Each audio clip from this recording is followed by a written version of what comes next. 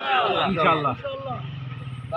আমরা শেরে বাংলা ফজলুল হককে কিন্তু আমরা বিশেষত এনসিপি আমাদের অন্যতম জাতীয় নেতা, এই বাঙালি মুসলমানদের জন্য, বাংলার হিন্দুদের জন্য যিনি কৃষক প্রজা পার্টি করছেন, জমিদারি প্রথার উচ্ছেদ ঘটাইছেন, ঋণ সালিসি বোর্ড করছেন, শিক্ষা ব্যবস্থা সংস্কার করছেন, সেই সময় তিনি বাংলার আধুনিক রাজনীতির সূচনা কিন্তু শেরে বাংলা ফজলুল হকের হাত ধরেই হয়েছে।